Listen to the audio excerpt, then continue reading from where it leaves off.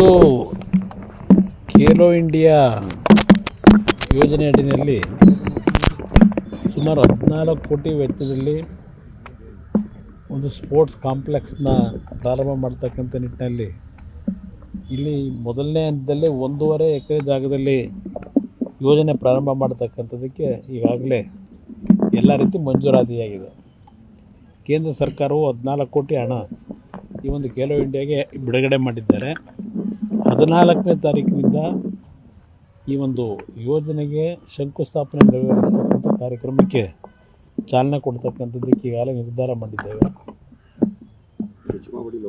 ಅದರ ಜೊತೆಗೆ ಇನ್ನೂ ಹೆಚ್ಚುವರಿಯಾಗಿ ಮುಂದಿನ ದಿನಗಳಲ್ಲಿ ಸ್ವಲ್ಪ ಹೆಚ್ಚಿನ ಒಂದು ಜಾಗವನ್ನು ಗುರುತಿಸಿ ಅತ್ಯಂತ ಸುಸಜ್ಜಿತವಾದಂಥ ಗ್ರಾಮೀಣ ಪ್ರದೇಶದ ಮಕ್ಕಳಿಗೆ ಕ್ರೀಡೆಯಲ್ಲಿ ದೊಡ್ಡ ಮಟ್ಟದ ಪ್ರೋತ್ಸಾಹ ಕೊಡ್ತಕ್ಕಂಥ ನಿಟ್ಟಿನಲ್ಲಿ ಹಾಸ್ಟೆಲ್ಗಳಿರ್ಬೋದು, ಟ್ರೈನಿಂಗ್ ಕೊಡ್ತಕ್ಕಂಥ ವ್ಯವಸ್ಥೆಗಳಿರ್ಬೋದು, ತರಬೇತಿ ಕೊಡ್ತಕ್ಕಂಥದ್ದು ಹೀಗೆ ಹಲವಾರು ರೀತಿಯಲ್ಲಿ ಇಲ್ಲಿ ಒಂದು ಸುಸಜ್ಜಿತವಾದಂಥ ಕ್ರೀಡಾಂಗಣ ಆಗಬೇಕು ಅಂತಕ್ಕಂಥದ್ದನ್ನು ನಾವು ಬಯಸಿ ಈ ಒಂದು ಕಾರ್ಯಕ್ರಮಕ್ಕೆ ಚಾಲನೆ ಕೊಡ್ತೀವಿ. ಲ್ಯಾಂಡ್ ಯಾವುದು, ಜೊತೆಗೆ ಎಷ್ಟು ಎಕರೆ? ಇದೇ ಲ್ಯಾಂಡ್ ಈಗ ನಿಂತಿದ್ದೇವಲ್ಲ, ಇದೇ ಲ್ಯಾಂಡ್ ಈಗ ಪ್ರೈವೇಟ್ ಲ್ಯಾಂಡ್ ಅಲ್ಲ, ಇದು ನಮ್ಮ VC ಫಾರಮ್ನಿಂದ ಇವತ್ತು ಅಲಾಟ್ ಆಗಿದೆ.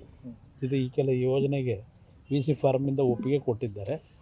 ರಾಜ್ಯ ಸರ್ಕಾರದಿಂದ ಒಪ್ಪಿಗೆ ಸಿಕ್ಕಿದೆ. ಈ ಕಾರ್ಯಕ್ರಮಕ್ಕೆ ಚಾಲನೆ ಕೊಡ್ತಾರೆ. ಈಗ 1.5 ಎಕರೆ ಸ್ಥಳ ಕೊಟ್ಟಿದ್ದಾರೆ. 1.5 ಎಕರೆ ಇನ್ನೂ ಹೆಚ್ಚುವರಿಯಾಗೂ ಮಾಡ್ತಕ್ಕಂಥದ್ದಕ್ಕೂ ಬಹುಶಃ ಸಹಕಾರ ಕೊಡ್ತಾರೆ ಅನ್ನೋದು ನನ್ನ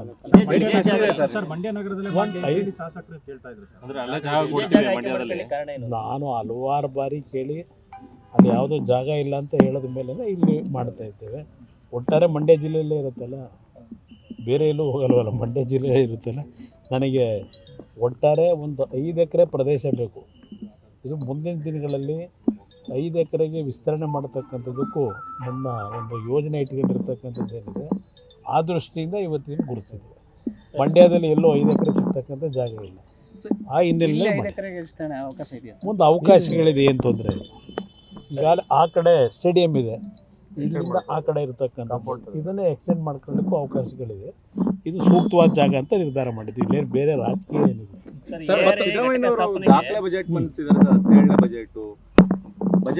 ದಾಖಲೆ ಬಜೆಟ್ಗೇನು ಅದರಲ್ಲೇನು ನೀವು ಇಲ್ಲ ಅಂತ ಹೇಳಾಗೇನು, ದಾಖಲೆ ಬಜೆಟ್ ಮಂಡನೆ ಮಾಡಿದ್ದಾರೆ. ಅದರ ಎಫೆಕ್ಟು ಈ ದಾಖಲೆ ಬಜೆಟ್ ಮುಂದಿನ ದಿನಗಳಲ್ಲಿ ಅದರ ಹೊಡೆತ ಜನಗಳ ಮೇಲೆ ಏನು ಬೀಳುತ್ತೆ ಅನ್ನೋದು ಈಗಾಗಲೇ ನಿನ್ನೆ ಹೇಳಿದ್ದಾರೆ. ಯಾವ ಮಟ್ಟದ ಪರಿಣಾಮ ಬೀರುತ್ತೆ, ದುಷ್ಪರಿಣಾಮ ಕಾದು ನೋಡಿದ್ರೆ ಗೊತ್ತಾಗುತ್ತೆ.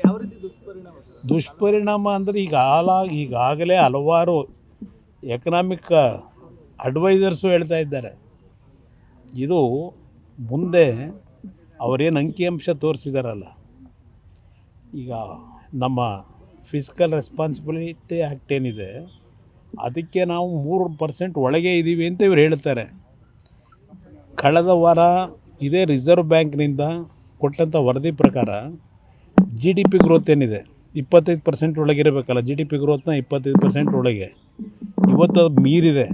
ಬಟ್ ಇವ್ರ ಅಂಕಿಅಂಶದಲ್ಲಿ ಮರೆಮಾಚಿರ್ತಕ್ಕಂಥದ್ದೇನಿದೆ ಇದರ ಎಫೆಕ್ಟ್ಗಳು ಮುಂದಿನ ದಿನಗಳಲ್ಲಿ ಪ್ರಾರಂಭ ಆಗುತ್ತೆ.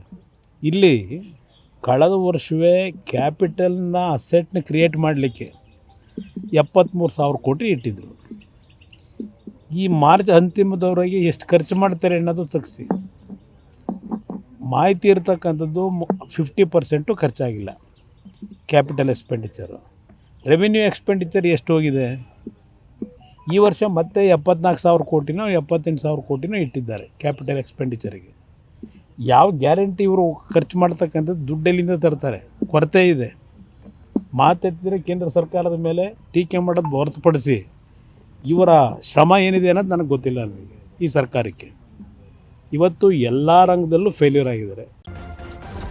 ನ್ಯೂಸ್ ಫಸ್ಟ್ ನಿರ್ಭೀತಿಯಿಂದ ನಿಮ್ಮ ಪರವಾಗಿ.